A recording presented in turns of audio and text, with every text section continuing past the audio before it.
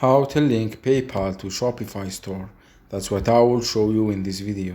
But before we begin, make sure to subscribe to the channel and ring the bell to get notified whenever a new video is uploaded. With that said, let's get started. So go ahead and open up your Shopify admin panel. And once you do that, click on the three lines at the top left of the screen. Then click on settings at the bottom left of the screen.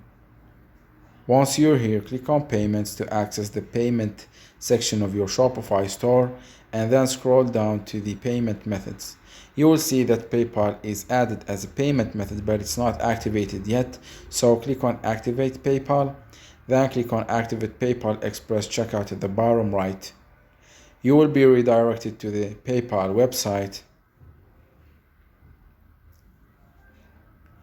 from which you will be asked to add your email and then select country or region, and after that they will ask for a password confirmation, and once you do that you will be logged into your PayPal account and it will be linked directly to your Shopify store. It's a very easy process.